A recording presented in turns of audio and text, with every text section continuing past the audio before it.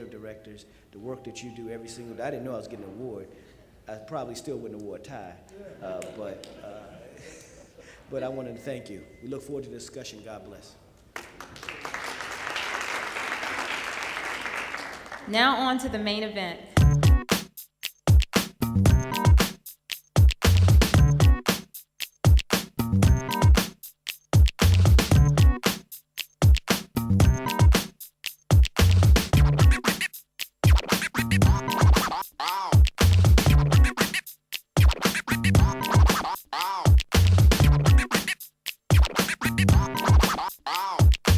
Once again, my name is Bomani Arma. I'm a lifetime DC and PG County resident. I'm a poet, a hip-hop artist, an educator, and an activist. Last summer, I made a little bit of noise with this song and video called Read a Book, which got a lot of attention in the press. Jesse Jackson and the Rainbow Push Coalition officially came out against me, said whoever made the song was uneducated, illiterate, and unkempt. I told him I'd give him unkempt, but he can't give me the other two.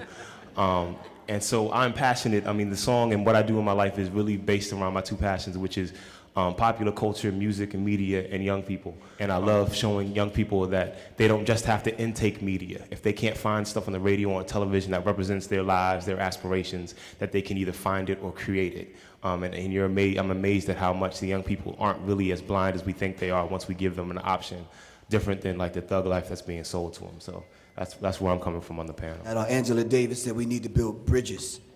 And that's what I was discussing with Harry earlier, that we need to build bridges. If we just have a discussion about hip hop and we just kind of walk out here and everything remains the same chaotic way that it is now, then what good is meeting at the Martin Luther King Library to discuss hip hop? We have to take from here and what we discussed today and implement it. It has to be, we have to put it into action. Are you following me? So we're gonna reintroduce Professor Griff. So ladies and gentlemen, Professor Griff. How y'all doing today? Right. I'm God having a human experience called Griff, and hopefully you can say and do the same every single morning when you wake up. I don't approach my artistry from an artist perspective. I approach it like the God that I am, that's within me. Are you following me? All right, so I'm ready to get this started. Welcome to the Terror Dome. It's good to be here to discuss not just hip hop, but celebrate Emancipation Day, which is a day that we should never forget about. Is it on? Look at that, see? Give one, help one. You see that? This is a perfect example today. It's good to celebrate it. This is a celebration of Emancipation Day also. Let us not forget that. But also to really deal with this issue that the country and the nation is struggling with. You read about it in the newspapers. People stereotype, you know, the hip-hop generation. We're going to define what is a hip-hop generation versus the older generation, and to really deal with how do we build a balance between the two and have, hopefully, an honest discussion. And you know, anybody that knows me is we're going to keep it real here today. And we're going to say some things that some of my good friends sitting out there are going to be mad about. But hopefully they go home and sit in their chair, in their comfortable chair at their house, and realize that what we're talking about today needs to be changed, needs to be addressed in a way in which we start with oneself. So thank everyone for coming out. My name is Cheryl Denbo, and I work with the Mid-Atlantic Equity Consortium, and I am very honored and terrified to be on this panel. I have spent about 30 years working to make schools more supportive places for African American and Latino students, and for the most part, I have failed. So I'm very interested in looking towards a new generation to do better than I did. I am the curator of the African American Civil War Museum at 12th and U Street Northwest. I am principally a historian, and I come from a tradition of continuous history of our African identity. I had the great fortune of being tutored by my big mama Stella Whitfield and my great uncle Martin Jones growing up in Oklahoma. I am what I'm going to call a cusp baby. I was born in 1958, so that 1965 cutoff with the civil rights generation, I was born during the struggle, but I came of age during a time of unprecedented liberty, and I am here today because of the victories of that struggle, and it is a pleasure to be here with you. And without further ado, I would like to call Mosette Tadessi to the stage, and she's going to kick the whole panel off. Okay, good afternoon. My name is Mosette Tadessi. I'm the Director of Communications for the Humanities Council. I'd also like to plug our website. If you're not familiar with what we do, we'd really like you to take a look at wdchumanities.org. Just for some clarification purpose of today's discussion, we would like to make clear that those deemed to be members of the civil rights generation were born between 1947 and 1965, and those we deem being representative of the hip-hop movement are those who are born from 1965 to 1990.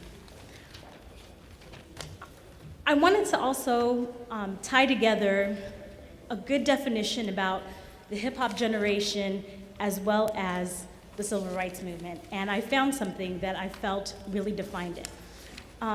Bakari Kitwana, author of The Hip-Hop Generation, Young Blacks in Crisis in African American Culture, and a former editor at The Source, identifies blacks born between 1965 and 1984 as belonging to the hip-hop generation, a term he uses interchangeably with black youth culture. Generation X applies mainly to white, he says. He calls hip-hop arguably the single most significant achievement of our generation, yet blames it for causing much damage to black youth by perpetuating negative stereotypes and providing poor role models. But this book is about much more than just rap music. It takes a broad look at the state of post-civil rights black America and the crises that have come about in the past 3 decades, including high rates of homicide, suicide, and imprisonment, and a rise in the single-parent homes, police brutality, unemployment, and blacks' use of popular culture through pop music and movies to celebrate anti-intellectualism, ignorance, irresponsible parenthood, and criminal lifestyles.